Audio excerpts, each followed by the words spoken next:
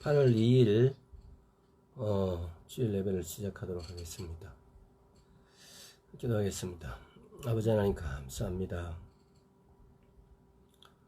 중국과 일본과 세계 여러 나라에서 북극의 얼음은 다 녹았고 지구의 여러 가지 현상들이 또한 주님 오심을 말해주고 있습니다.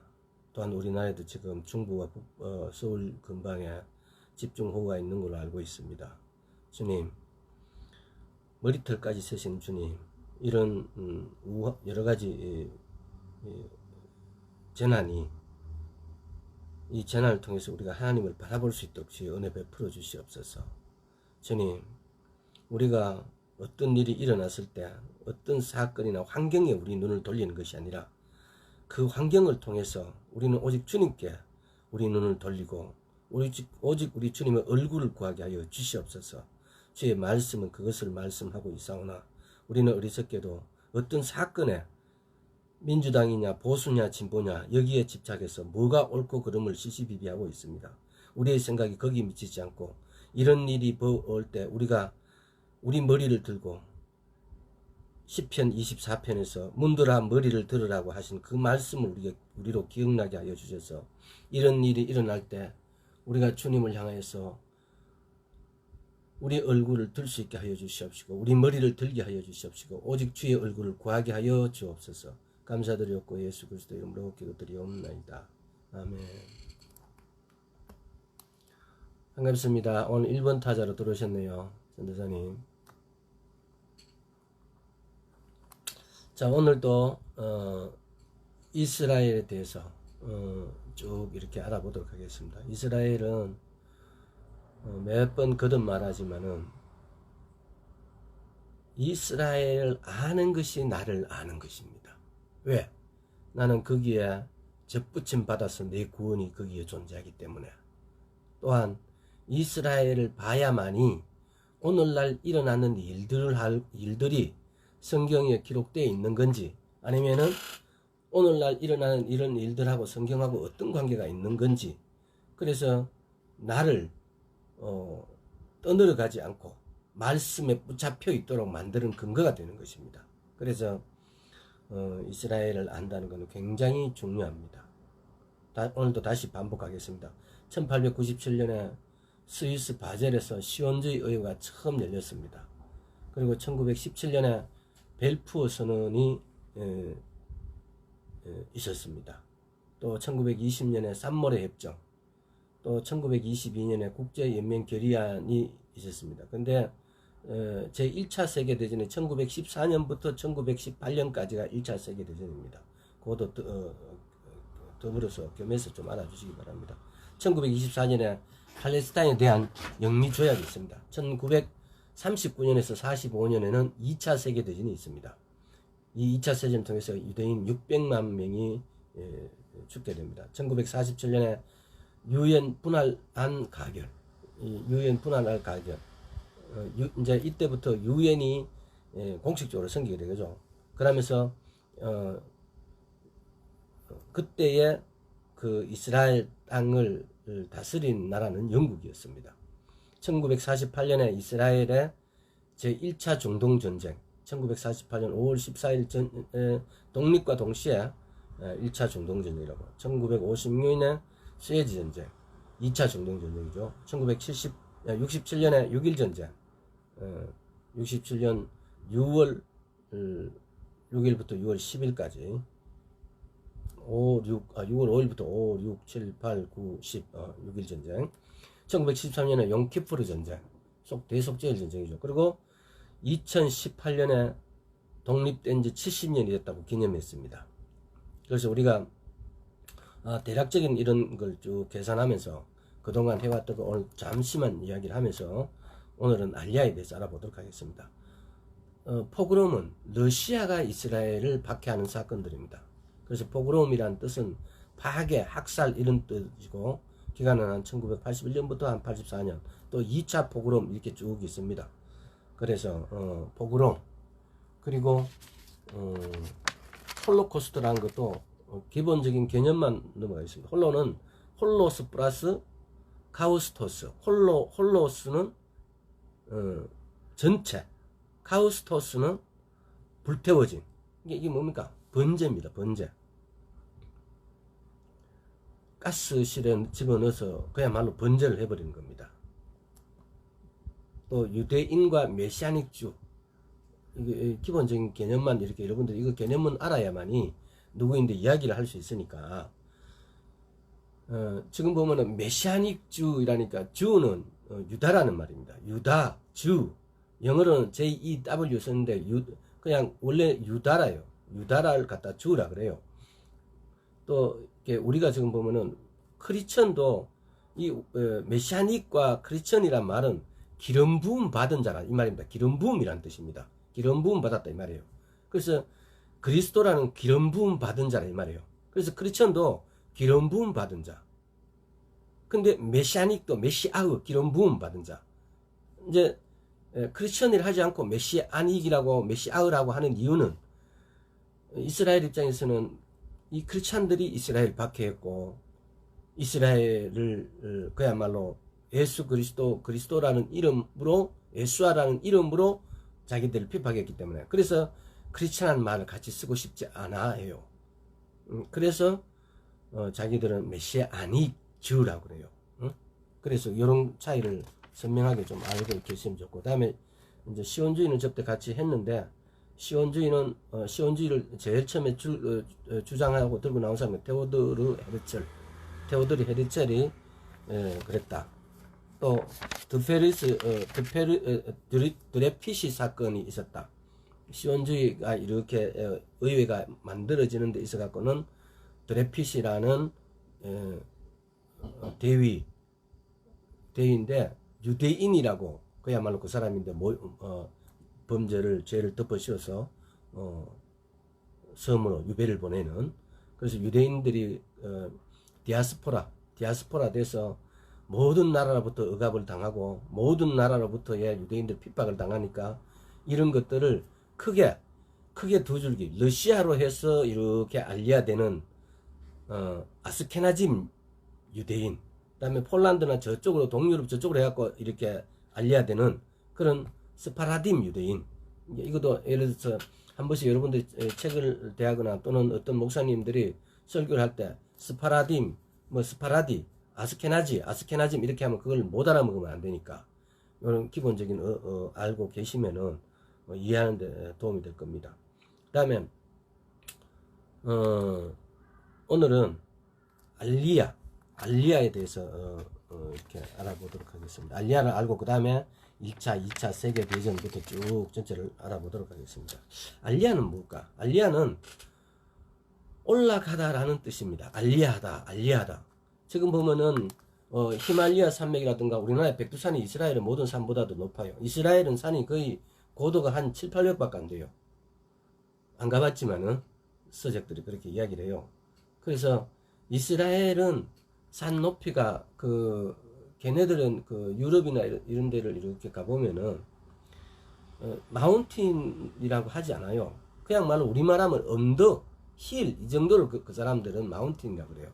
우리나라는 되게 높지도 않지만 아기자기하게 막 이렇게 경사가 그렇게 급하지 않으면서 이렇게 그야말로 산꼭대기 올라가면은 눈이 온다든지 이렇게 하면 막 거기서 굴러버려도 아무것도 안 다칠 정도로 경사가 완만하면서 이렇게 부드러워요. 근데 이제 지진이 많이 일어나는 섬나라 같은데 이런 데는 보면 경사가 심해요. 하여튼 그런 정도. 자, 그래서 알리아란 뭐냐? 알리아 올라가다. 그러니까 우리가 보면은 이스라엘은 예루살렘을 향하여 이스라엘보다 더 높은, 예를 들어서 시내산이든 또 뭐 이렇게 어디에 있든 간에 이스라엘보다 위도가 더 높고 고도가 더 높아도 예루살렘에 가는 것을 올라간다고 이야기를 해요.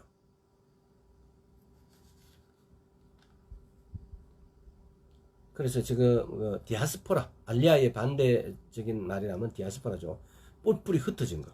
예를 들어서 AD 70년이라든가 이럴 때 AD 70년에도 이스라엘 나라가 망하니까 바벨론으로, 또 그 전에 남유다가 BC 586년에 북이스라엘이 BC 722년에 북이스라엘은 아시리아로부터 남유다는 바벨론으로부터 이렇게 망하고 나니까 포로를 잡아가요. 바벨론으로, 아시리아로. 그러니까 이건 뭐 이렇게 잡아가는 걸 갖다가 뭐라 하면 디아스포라라 그래요. 반대로 이스라엘로 이렇게 다시 돌아오는 거, 그야말로 예루살렘으로 올라가는 거, 이걸 알리아라 그래요. 그러니까 이 두 개념을 기본적인 상식이니까 꼭 알고 계시길 바랍니다. 그래서 오늘 알리아에 대해서 지금 얼마나 우리도 알지 못하는 얼마나 여러 많은 민족으로부터 이렇게 알리아가 되고 있고, 성경에는 그러면 이 알리아에 대해서 어떻게 기록되어 있는지 수없이 기록되어 있습니다. 내가 북방 땅 너희로부터 회복하겠다, 막 이런 부분으로. 그래서 알리아라는 개념부터 해서 간단하게 알리아를 아마 한두 시간을 해야 될 것 같아요. 그래서 알리아에 대해서 우선에 가면은 에레미야서 30장 2, 3절, 에레미야서 30장 한번 찾아봅시다. 에레미야서 30장 2절 3절. 자, 2절 3절 읽도록 하겠습니다. 이스라엘 하나님 여호와께서 이같이 일러 가라사대, 내가 내게 이런 모든 말을 책에 기록하라. 나 여호와가 말하노라. 내가 내 백성 이스라엘과 유다 포로를 돌이킬 때, 포로를 돌이킨대요. 돌이킬 때 때가 이르리니 내가 그들을 그 열조에게 준 땅으로 돌아오게 할 것이라. 그들이 그것을 차지하리라. 여호와의 말이라. 이게 알리아예요. 여기 보면 또 저기 지금 29장에도 보면은 29장 10절에 나 여호와가 이같이 말하노라. 바벨론에서 70년이 차면 내가 너희를 권고하고 나의 선한 말을 너희에게 시행하여 너희를 이곳으로 돌아오게 하리라. 29장에도 보면은 10절에도 25장에도 보면은 지금 이게 25장 11절도 이 온 땅이 황폐하여 놀림이 될 것이며 이 나라들은 70년 동안 바벨론 왕을 섬기리라. 나 여호와가 말하노라. 70년이 마치면 내가 바벨론 왕과 그 나라와 갈대인의 땅을 그 죄악으로 인하여 벌을 영영히 황무하게 하되, 쭉 보면 이게 돌아오게 만든다 이 말이에요. 그러니까 이게 뭐냐, 다니엘이 기도하잖아요. 다니엘이 어느 날 이 에레미야서를 읽게 돼요. 에레미야서 그때 정확하게 25장 29장 이거겠죠. 이렇게 읽다가 보니까 70년이 차면 포로를 돌아온다라고 하니까 다니엘이 기도하기 시작해요. 다니엘이 기도하기 시작하니까 하나님께서 70일에 이 세상 역사 70일을 열어주세요. 그것이 다니엘서 9장이에요. 자, 그래서 그것까지 하고, 그래서 북이스라엘과 남유다가 이렇게 망하고 난 다음에 70년이 찬다고 하니까 그때부터 이제 바벨론이 약 70년 역사밖에 없어요. 느부갓네살이 이렇게 이스라엘 침략해 가지고 이스라엘을 포로로 디아스포라 잡아가고 난 다음에 한 70년 가까이 차니까, 그러니까 BC 한 536년부터 누가 했냐, 바사 왕 고레스가 즉위해요. 바사 왕 고레스는 누구냐? 바사는 지금 어디예요? 이란, 페르시아. 그러니까 바벨론이 집권하다가 한 70년 정도가 채 안 돼서 바벨론이 망하고 난 다음에 바사가 나라가 생겨져요. 그게 뭐냐, 페르시아. 바사 왕 고레스 되면서 고레스 칙령이 내려져요. 그래서 고레스 칙령이 내려지면서 BC 536년에서 BC 440년, 약 100년간에 이때에 스룹바벨이 귀환하고, 그게 뭐냐면은 스룹바벨이 귀환하고 에스라서 느헤미야서, 에스라가 귀환하고 그 다음에 느헤미야가 귀환해요. 그때 에스라와 느헤미야, 스룹바벨 한 10만 명, 바벨론으로 포로로 잡혔던 유대인 한 10만 명을 데리고 알리아를 해요. 이스라엘로. 그래서 여러분들이 아마 에스라서와 느헤미야서 보면은 그 명단이 이렇게 나오는데 사람이 똑같은 이름이에요. 뭐 정확하게는 43,700명인가 뭐 하여튼 그 정도 이렇게 막 이렇게 명단을 막 이렇게 쭉 이렇게 해놨어요. 나중에 시간 나시면 이런 상황을 알고 에스라와 느헤미야를 보면 재밌어요. 그냥 사람 이름만 쭉 나오는 역대상이라든가 에스라, 느헤미야 보면 진짜 재미가 없는 것 같아요. 아닙니다. 이런 상황을 알고 에스라랑 느헤미야를 볼 때 또 가장 또 그 키워드가 되는 것 중에 하나가 느디님 사람이 나와요. 이 느디님 사람은 한번 이야기했는지 모르겠는데 성경은, 은, 사실은 반복적이에요. 히위 족속. 히위 족속은 누구냐? 바사 왕 고레스. 바사 왕 고레스는 누구냐? 바사 왕 고레스는 70년이 차면 포로로 잡혀가고 난 다음에 한 70년 가까이 차니까, 그러니까 BC 536년에서 BC 440년, 약 100년간에 이때에 스룹바벨이 귀환하고 성경에 보면은 야곱 시대 때 야곱의 아들들이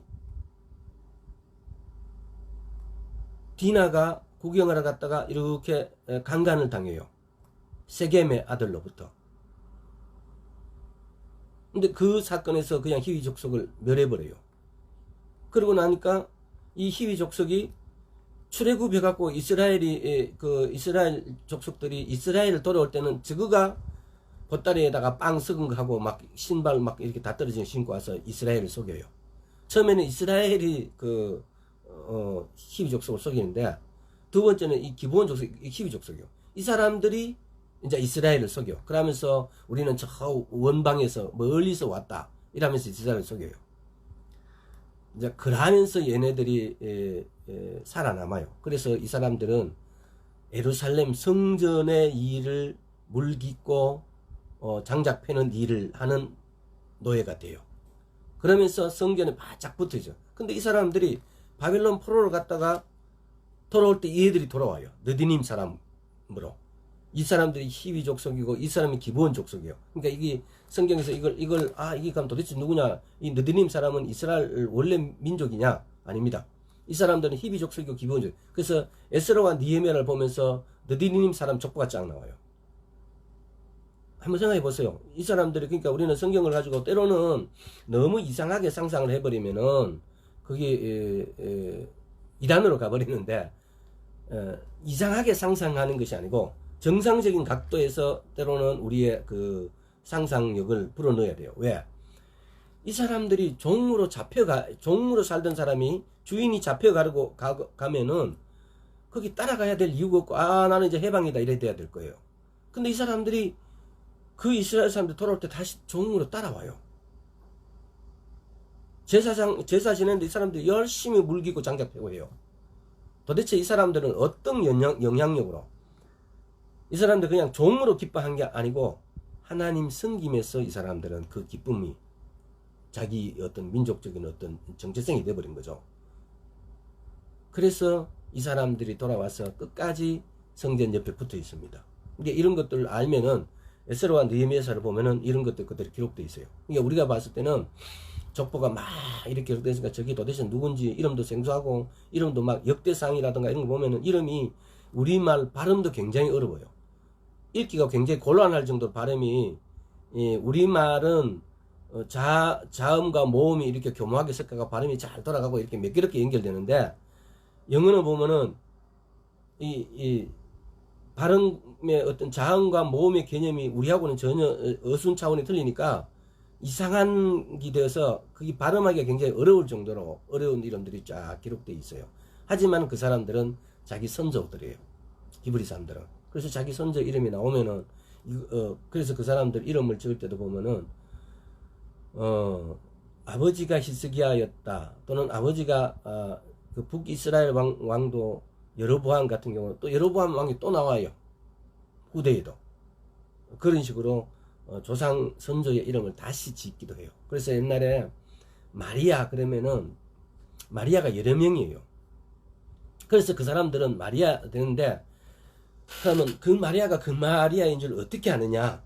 동네 이름을 갖다 붙여요. 막달라 마리아 이렇게. 그러면은 이제 이게 확률적으로 많이 좁혀지겠죠. 그러니까 예를 들어서 A, B, C, D 동네가 있는데 마리아가 다 한 명씩 있다라고 치면은 마리아 부르면 우리 한국에 김씨 이래 보면은 시장 가서 그런 게 말 농담 있잖아요. 뭐 우리 흔히들 뭐 예를 들어서 교회에서는 김장로님 이라면 그 다른 교회 다니는 김장로 다 쳐다봐요. 근데 그게 아니고 어느 교회 김장로님 이래버리면 그 사람만 쳐다볼 거라고요. 마찬가지로 동네 막달라라는 이름, 막달라라는 동네 이름을 붙여버렸을 때는, 지명을 붙여버렸을 때는 그 사람만 정확하게 지시하게 된다는 거죠. 하여튼 그런 거니까 이건 상식적이니까. 다음 자, 19세기 말부터 또 알리아가 또 일어나는 문제. 이사야서 11장 11절 한번 살펴보겠습니다. 이사야서 11장 11절. 그날에 주께서 다시 손을 펴사 그 남은 백성을 아수르와 애굽과 바드로스와 구스와 엘람과 시날과 하맛과 바다 섬들에서 돌아오게 하실 것이라. 성경에 보면 이 알리야가 온통 그려져 있습니다. 온 데서 지금 여러분들이 뉴스로 온 데서 중국에서도 뭐 저기 인도에서도 온 데 아프리카 어디에서 전부 다 지금 알리야가 되고 있는 사실을 여러분들 그냥 이 알리야라는 이 단어, 이 키워드를 여러분 마음속에 왜 지금 알리야가 되고 있는가 라는 이런 것들을 가슴에 품고 있지 않으면은 그냥 다 떠내려가 버립니다. 그냥 뭐 저기 그런 일이 있는갑다. 왜? 세상에 사건 사고는 엄청나게 일어나고 있으니까.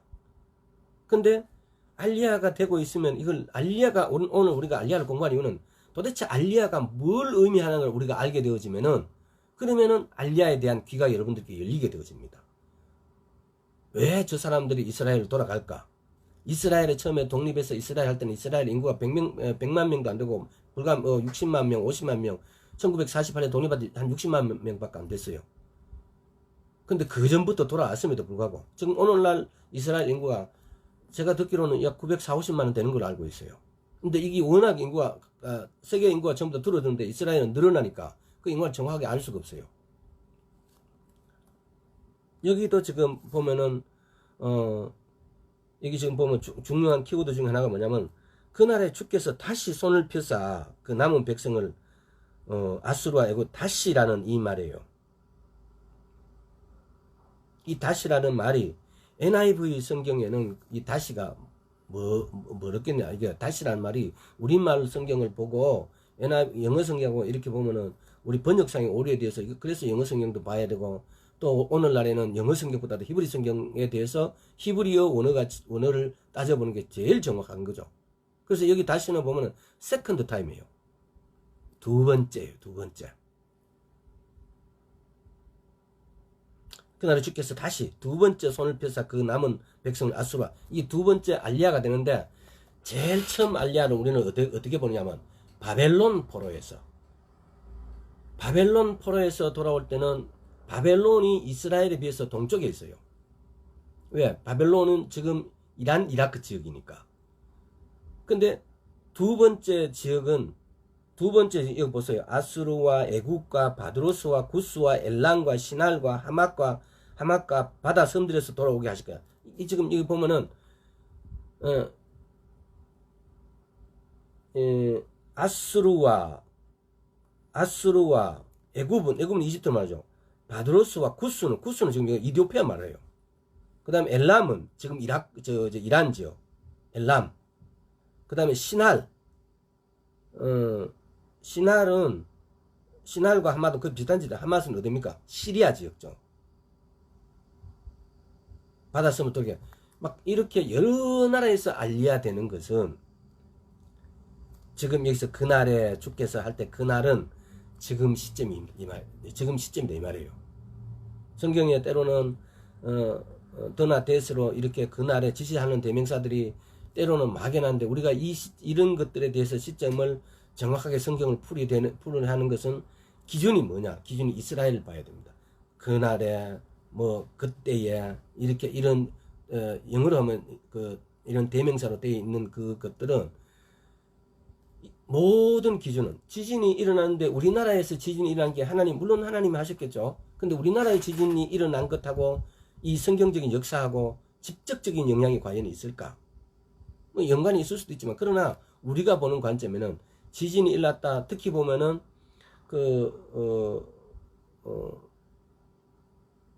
일식 현상이라든가 월식 현상이 생길 때 그 일식과 월식이 성경에 기록되어 있습니다. 이런 일이 생길 거라고. 근데 그것은 정확하게 이스라엘에서 그런 일이 일어날 때의 기준을 말한 거지. 이스라엘하고 정반대에 있거나 또는 이스라엘하고 너무 멀리 떨어져 있는 어떤 다른 지역에서 일식과 월식이 일어나는 걸 가지고 그 이야기를 하지 않습니다. 그래서 몇 년 전에 테드라드 이래가지고 일식과 월식이 4번 겹쳐서 일어난 가지고 막 많은 이렇게 셋도 나오고 많이 약간 이렇게 뭐 이슈가 됐지 않습니까? 근데 그 기준도 그 땅에서 일어나야 됩니다. 이스라엘에서 일어나야 되는 걸 말하지 다른 데서 일어나는 걸 말하지 않습니다. 자, 다음에 또 이스라엘을 위한 속량물 이사야서 43장 조금 더 넘어가 뒤로 가보겠습니다. 이사야서 43장 3절에서 4절. 대전하는 여호와 내 하나님이요 이스라엘의 거룩한 자요 내 구원자임이라. 내가 애굽을 너의 속량물로 구스와 스바를 너의 대신으로 주었노라. 4절. 내가 너를 보배롭고 존귀하게 여겨 너를 사랑하였은즉 내가 사람들을 주어 너를 바꾸며 백성들로 내 생명을 대신해. 여기 바꾸고 대신 대속물로 주셨는데 이 구절은 상당히 이거는 조금 심도 있는 말씀이라서 여러분 깊이 좀 생각을 해봐야 됩니다. 애굽을 너의 속량물로 구스와 스바를 너의 대신으로 주었노라. 애굽은 이집트죠. 구스는 이디오피아, 수단 뭐 이런 거. 구스는 구스가 이디오피아라고도 하고 그래요. 수단 여기서는 뭐 주로 보면 애굽을 속량물로 구스와 스바는 에디오피아, 구스, 스바 이렇게나 구스는 뭐 그 수단과 이디오피아 그 북아프리카 지역이죠.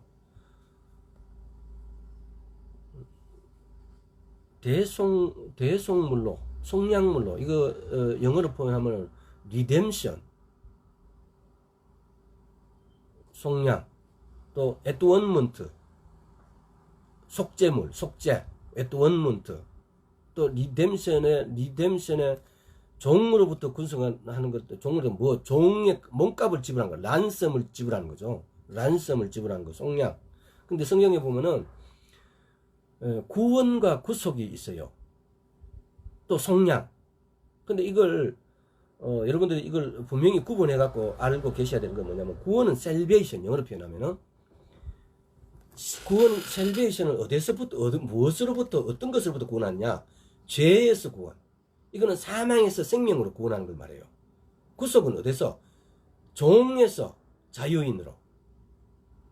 종의 몸값 란섬을 주고 내가 사오는 거예요. 예수님께서 우리 몸값을 지불하고 우리를 종으로부터 마귀의 종으로부터 우리를 해방시킨 거예요. 이게 구속이에요. 란섬 속량한 거예요. 그러니까 속죄는 아까 말했던 앳원먼트, 이거는 세 단어가 먼트, 이게 세 단어가 합성가 된 거죠. 근데 이런 것들이 보면은 이런 합성어를 쓰는 것이 기독교적인 서적이 이렇게 출판되고 만들어지면서 이런 것들이 합성어가 돼서 새로운 단어가 만들어지는 거죠. 그 이야기는 나중에 관계되었을 때 또 자세히 살펴보도록 합시다. 로마서 9장 21절. 과연 이스라엘 속량물을 주는데 어떤 결과를 갖고 오는가? 로마서 9장 21절. 지금 속량이란 이 말을 뭐 어떤 뜻인지를 살펴보는 겁니다. 9장 21절. 토기장이가 진흙 한 덩이로 하나는 귀 있을 것을 하나는 천 있을 것을 천 있을 그릇을 만드는 권이 없겠느냐? 권이 없느냐? 이 토기장이에 된 걸 에레미야서 18장. 토기장이가 에레미야가 막 토기장이인데 보여줘요. 요거 한번 읽어보면 전부 다 뭡니까? 로마서는 신약, 쉽게 말하면 로마서는 신약이고 에레미야서는 구약인데 신구약의 가치는 구약에서 거의 대부분의 말씀을 신약에서 인용합니다. 예, 응? 로마서를 쓴 바울이 인용하고 또 신약을 쓴 누군가가 구약에서 모든 단어를 가져와서 인정합니다. 그래서 원래는 신약과 구약이 나누어져 있지 않습니다. 그런데 초대 교부를 할 수 있는 말시온이라는 사람이 이걸 성경을 신약과 구약을 나눠 놨습니다.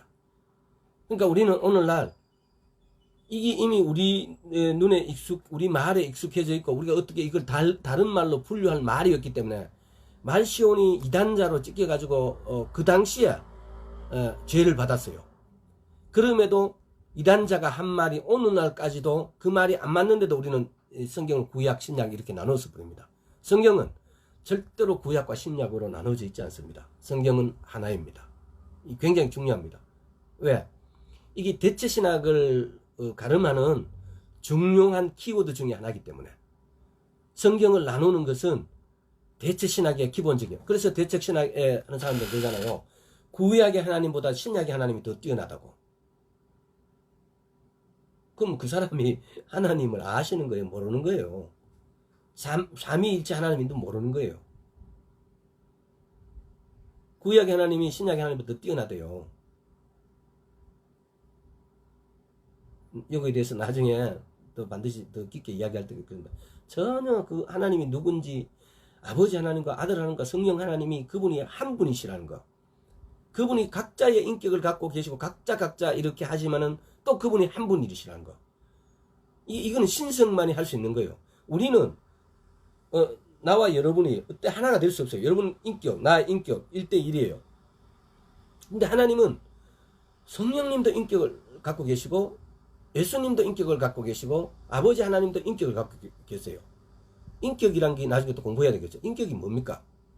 우리가 인격을 갖고, 인격이다 이 말은 지정의를 갖고 있단 말입니다. 자기 생각, 자기 감정, 자기 의지를 갖고 있단 말입니다. 우리가 영혼을 갖다가 영혼육을, 이게 오늘 또 이 이야기가 나오나, 영혼육을 세 가지로, 이거는 굉장히 중요하니까 여러분들이 기본적으로 알고 계셔야만이 안 헷갈립니다. 영혼육이 있습니다. 영은 어떤 겁니까? 양심, 직관. 양심이 뭐고 직관이 뭔지, 응? 뭐 이런 부분. 혼은 지정이에요. 지정이. 이게 인격이에요. 그 다음에 육은 오감으로 되어 있죠. 맛보고 느끼고 냄새 맡고 보고 듣고 뭐 이렇게 오감으로 느끼고 뭐 이렇게 하여튼 오감으로 되어 있습니다. 이게 이 지정이에요. 그래서 인격이라면은 반드시 자기 생각이 있고 자기 감정이 있고 자기 의지가 있는 겁니다. 한번 생각해 보세요. 하나님도 그렇게 세 개를 다 가지고 계시고 예수님도 성령님도. 그런데 그분이 한 분이에요. 근데 그러니까 이 차원을 우리 이해력으로 이해해서 되는 건 아닙니다. 우리 이해력으로, 우리의 논리적인 사고방식으로 이게 이해되는 게 아니고, 우리의 믿음으로 믿어져야 됩니다. 그런데, 거기까지 하고, 그런데 많은 분들이 신구약을 이렇게 말시온이라는 사람이 나누어 놨음에도 불구하고, 이 말시온은 그래서 그 당시에 처형되었음에도 불구하고, 이단자로, 그랬음에도 불구하고, 우리는 오늘도 구약과 신약이라는 이 개념을 해서 구약이 마치 뛰어나고 아닙니다. 구약과 신약은 똑같은 분이 쓰신 것입니다. 똑같은 분에 대해서 이야기를 하고 계시는 겁니다. 이것이 대체 신학, 혹 여러분들이 다른 데서 설교를 듣다가 구약 신약 나누고 뭐 어쩌고 이러면은 똑바로 알고 계세요. 왜? 이것이 제가 나름대로 이단으로 넘어가는 지름길 중에 하나가 이 부분인 것 같아요.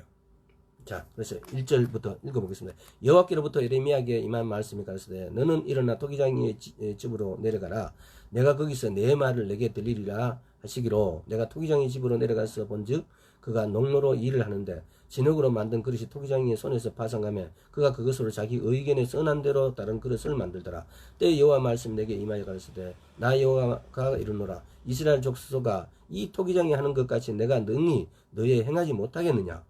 이스라엘 족속아 진흙으로 토기장이의 손에 진흙이 토기장이의 손에 있는 것 같이 너희가 내 손에 있느니라. 아멘.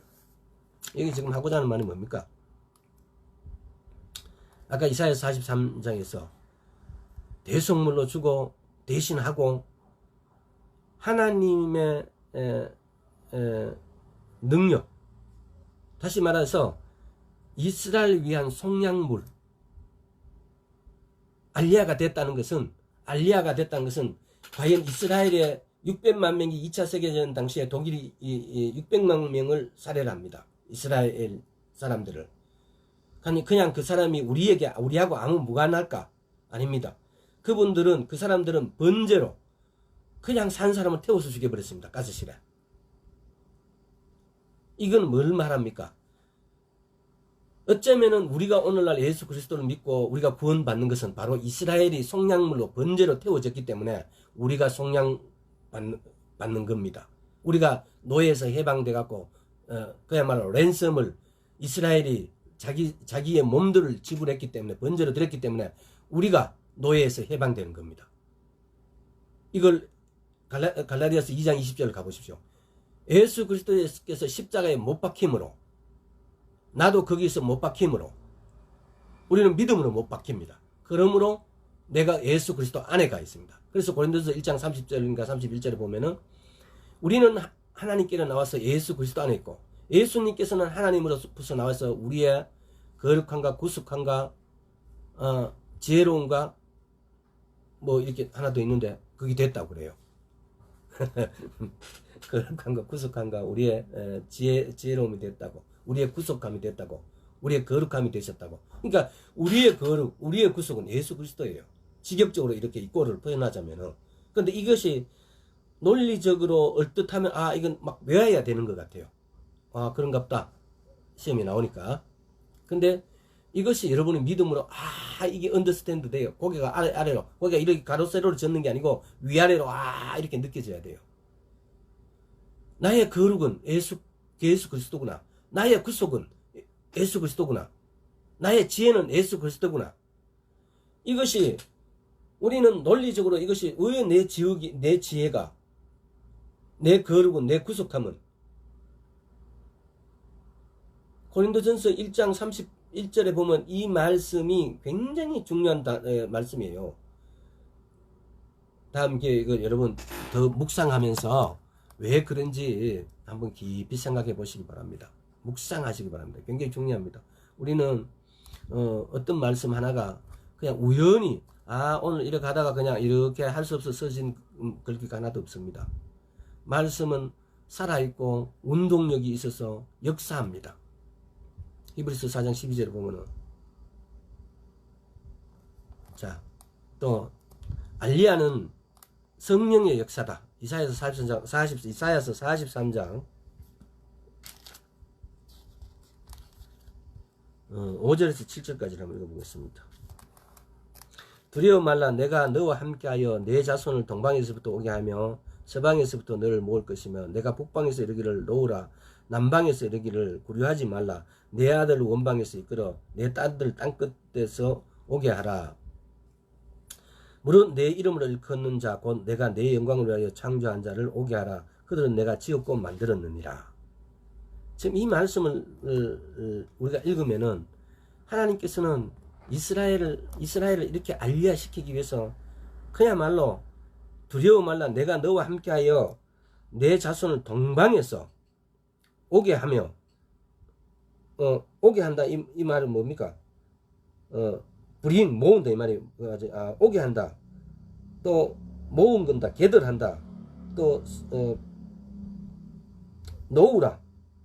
이거는 do not hold them back. 그들 놓으라. 내놔. 그러니까 남방에 구류하지 말아라. give them up. give up 포기하다 뭐 이런데 give them up이라면 놓으라 이 말이죠. 구류하다 이 말이 do not hold them back. 못 들어오게 하지 마라 이 말이죠. 내 딸을 땅끝에 오게 하라. 지금 이렇게 동서남북으로 하나님께서 선포하십니다. 내 흩어져 있던 디아스포라 되어 있던 이스라엘들을 너 다 놓아라. 이런 것들이 이렇게 한 일들이 역사적으로 일어난 걸 우리는 확인할 수 있습니다.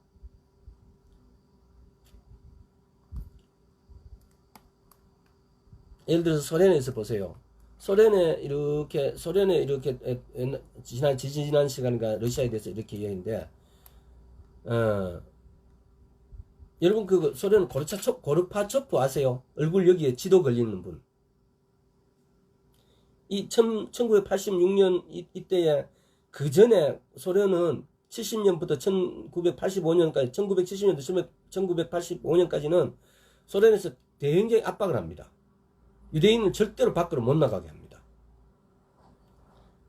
근데 고르바초프가 들어오면서 고르바초프가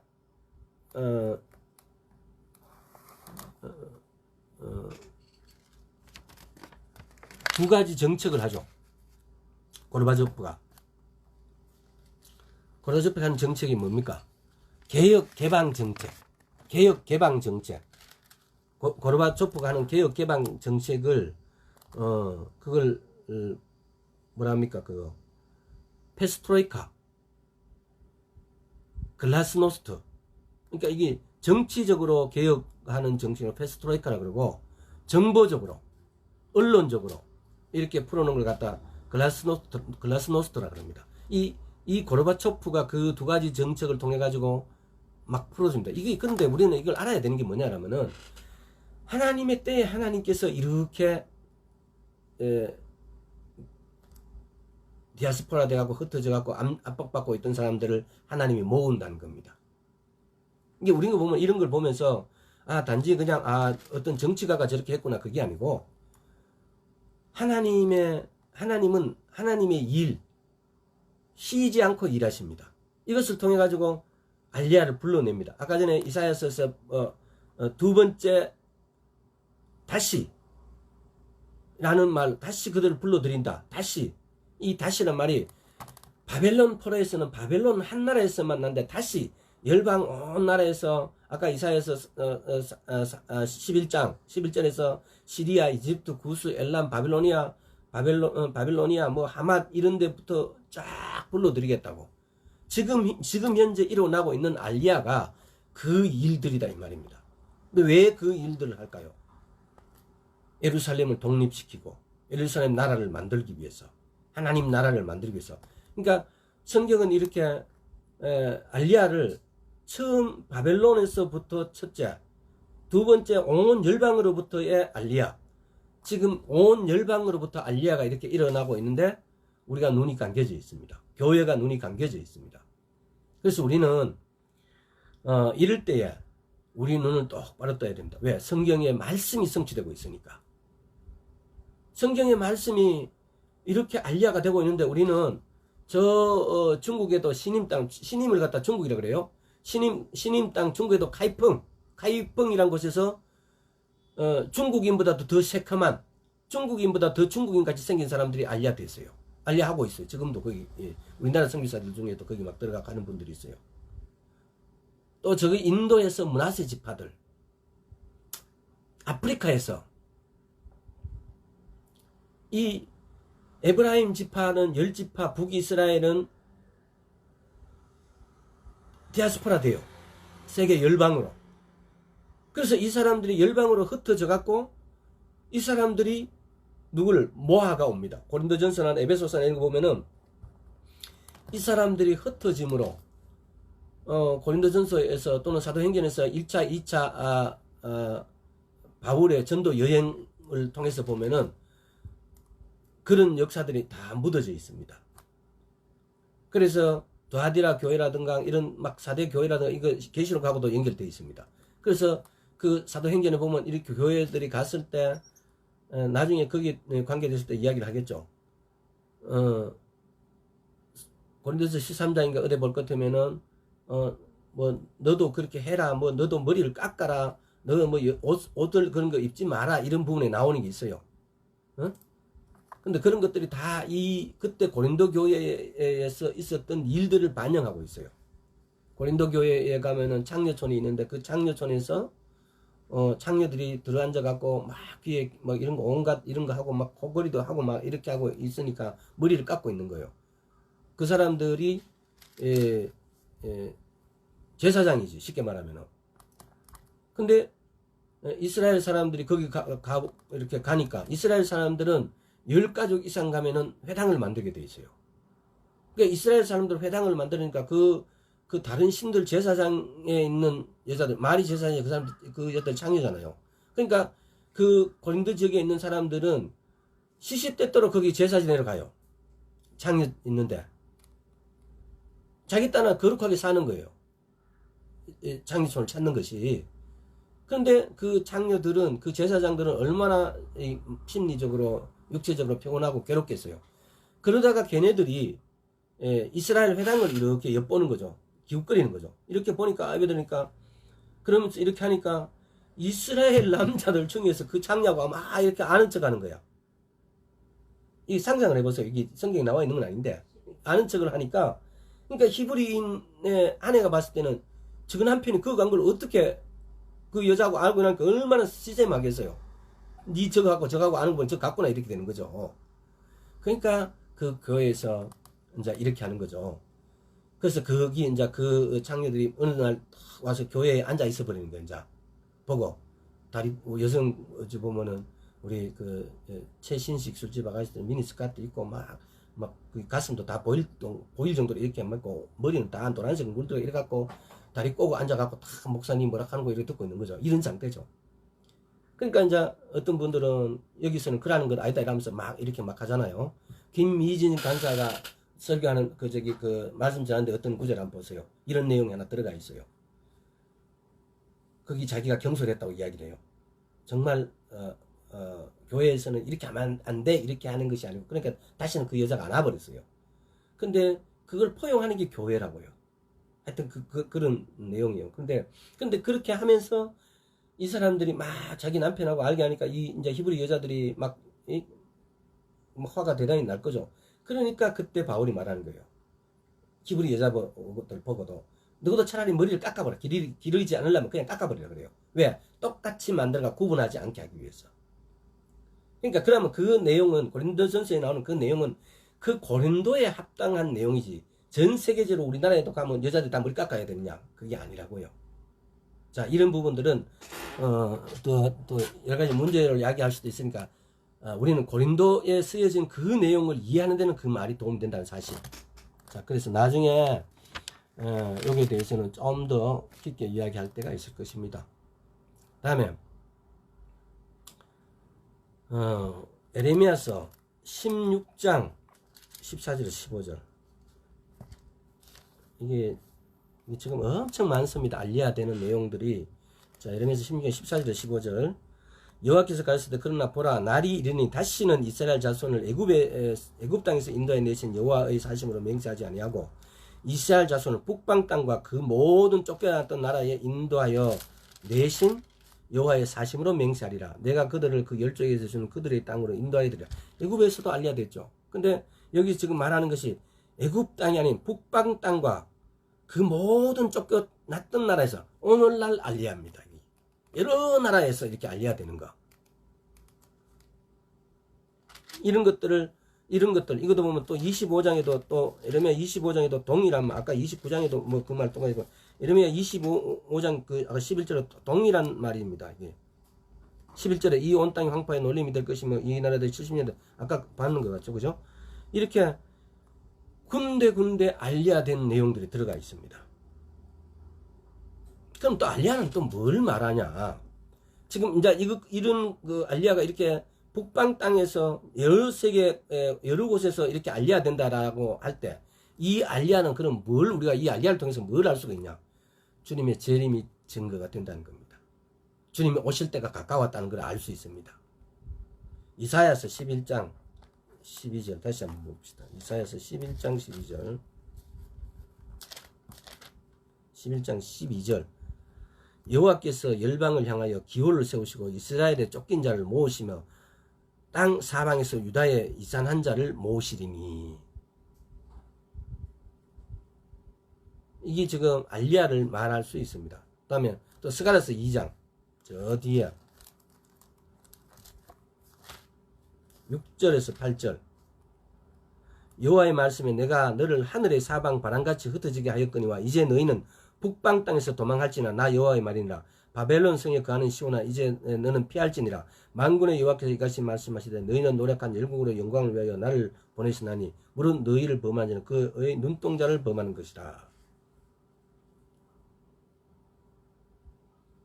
보면 이게 지금 보면은 창세기 이 12장 3절에 이스라엘 저주하면 내가 저주하고 복이 주면 내가 복을 주겠다.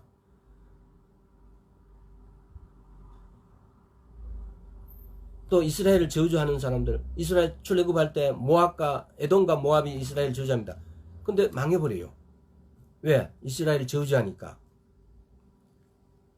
지금 우리가 오늘 지금 읽었던 이 말도 이스라엘을 하나님께서는 어떻게 눈동자 같이 생각하신다고. 그 자기 눈동자 같은 생각하는 이스라엘 사람을 주님이 버리시겠냐고. 안 버리신다고요.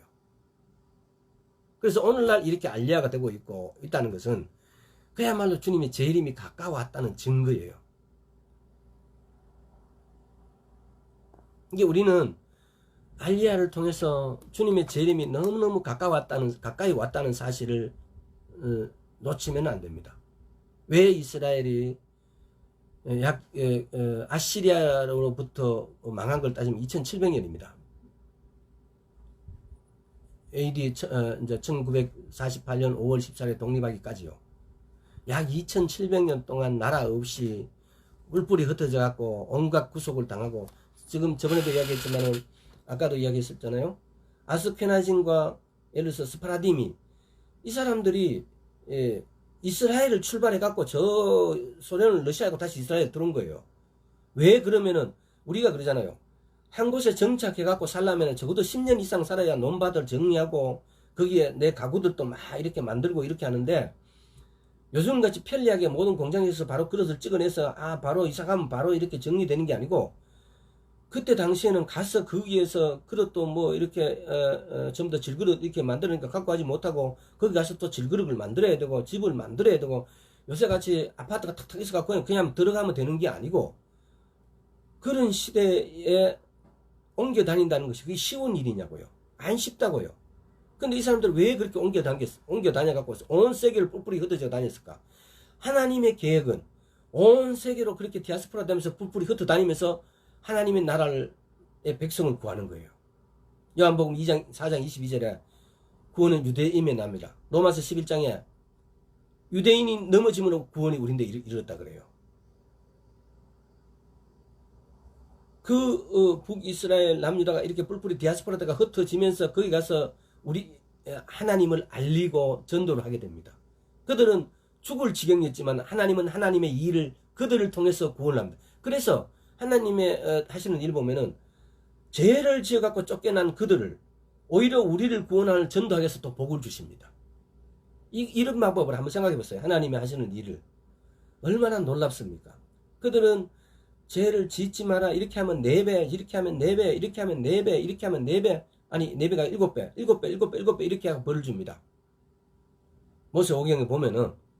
그래서 최종적으로 죄를 지은 것에 대해서 디아스포라를 시켜버립니다. 밖으로, 외국으로 쫓아내봅니다.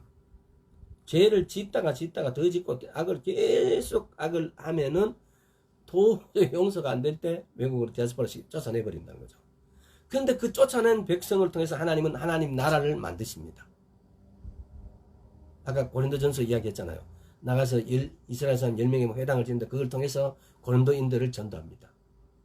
이게 우리는 이런 걸 보면 때로는 역설적이라고 표현할 수도 있고, 참 하나님의 하시는 일은 우리가 우리 생각으로 하나님 하시는 일을 어떻게 갈지, 어느 방향으로 갈지 우리가 알 수 없다는 거죠. 그러나 우리가 믿을 수 있습니다. 이런 부분들. 그래서 다음 시간에는 알리야가 역사적으로 알리야를 쭉 1차 알리야, 2차 알리야, 5차, 3차 뭐 이렇게 쭉 알리야도 이렇게 순서가 있습니다.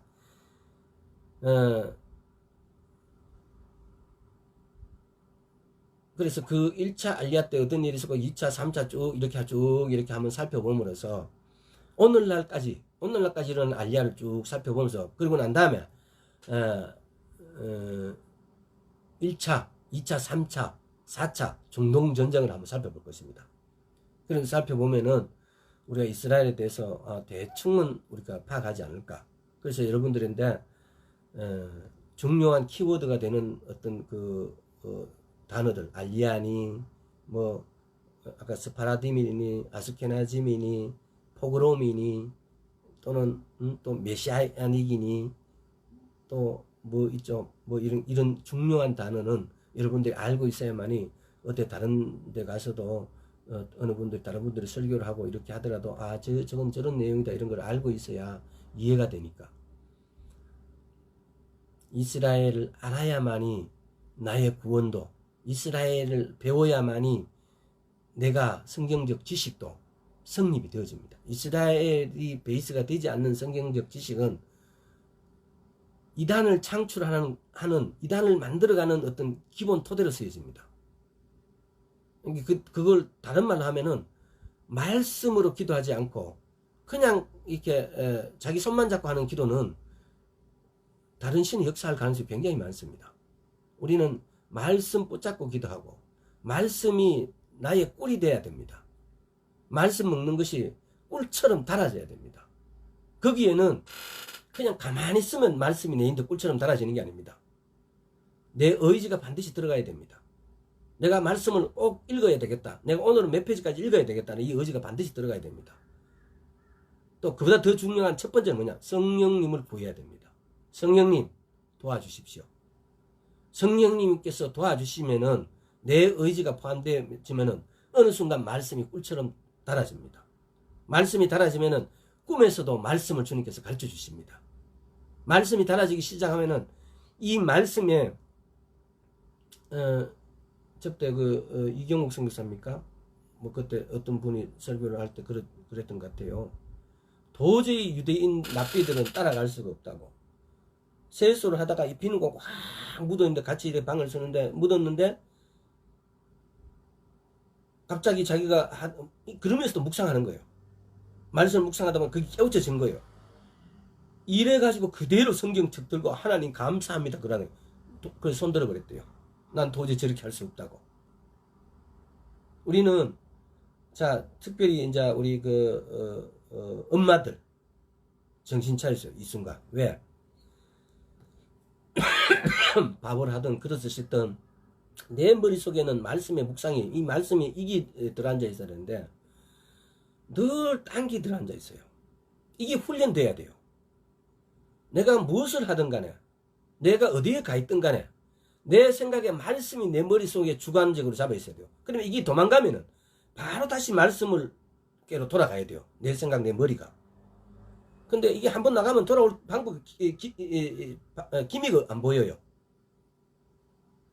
막 이렇게 사람들 모여 대화하다 보면은 한 번 생각이 하나님께로부터 말씀으로부터 도망간 게 다시 이걸 내가 글로 가려면 몇 시간씩 걸려버려. 그러면 안 됩니다. 케네시 해겐 목사님이 그랬습니까? 누가 그랬습니까? 자기는 30분 이상 기도 이상 더 한 적이 없다고. 그러나 30분 동안 또 하나님께 돌아가지 않는 적도 없다고. 그분들은 우리나라는 막 9시간, 10시간 기도하는 게 우리 여성분들 그냥 저거 기도 좀 하는갑다 이렇게 돼요. 근데 외국인들은 보면은 30분 이상 잘 이렇게 기도 안 해요. 근데 그분들이 왜 영적으로 우리보다 왜 탁월할까? 그렇게 30분 이상 하나님께로 떠나가지 않는다고요. 또 기도는 30분밖에 최고의 긴 시간 30분밖에 안 하지만은 그렇게 온 생각에 묵상으로 온 하나님께로 말씀께로 붙어 있다고요. 세수하다가도 밥 먹다가도. 근데 우리는 기도할 때는 기도한다 나머지는 싹 완전히 잊어버립니다. 하나님은 하나님이고 나는 나고. 우리 이런 것이 여러분들이 다 그렇다는 게 아니고 이런 것 때문에 하나님하고 내하고 관계가 이렇게 영적인 어떤 충만함이 관계가 이 틈이 생겼다는 사실입니다. 한번 깊이 생각해 보시고 이런 틈에서 여러분과 나나 이 틈을 키워야 됩니다. 말씀으로 내 생각이 내 마음이 지배할 수 있도록. 자, 오늘 여기까지 하겠습니다. 아버지 하나님 감사합니다. 이스라엘이 알리야하면서 얼마나 많은 고통, 고난, 어려운 문제가 많았겠습니까? 그러나 그들은 동유럽으로 북유럽으로 러시아를 통해서 이제 이스라엘로 들어가고 있습니다. 이들이 이스라엘로 알리야되고 있다는 사실들은 주님이 오심이 심히 가깝다는 걸 말하고 있습니다. 주님이 복음이 그야말로 땅끝에서 땅끝까지 다 전도되었다는 이 말씀입니다. 그러나 우리는 이걸 알지 못하고 우리는 이것이 우리하고 아무 상관도 없는 것처럼 살아왔습니다. 주님 용서하여 주시옵소서. 이제 그들의 알리야도 우리가 기도로 돕게 하여 주시옵시고 또한 물질로도 우리가 그들을 도울 수 있도록 주의 은혜 베풀어 주시옵소서. 이제 그들이 알리야되고 있으면 주님께서 곧 오신다는 것을 말씀하고 계심을 우리로 알게 하여 주옵소서. 오늘 이 말씀을 듣는 또 앞으로 이 말씀을 듣는 모든 사람들이 이제 깨어서 알리야하는 사람들을 바라보면서 주의 오심을 예비하고 준비할 수 있도록 주여 은혜 베풀어 주옵소서. 감사드리옵고 예수 그리스도 이름으로 기도드리옵나이다. 아멘. 김다진 오늘 어째 일 나셨네. 응? 그래 아기가 잠만 먹어야 되는 게 아니고 말씀도 먹어야 총명한 아이가 되지. 하여튼 반갑다. 나중에 혹시 물을 게 있으면은 전화로, 승은이도 전화로 물어주세요. 지금 요 종료합니다.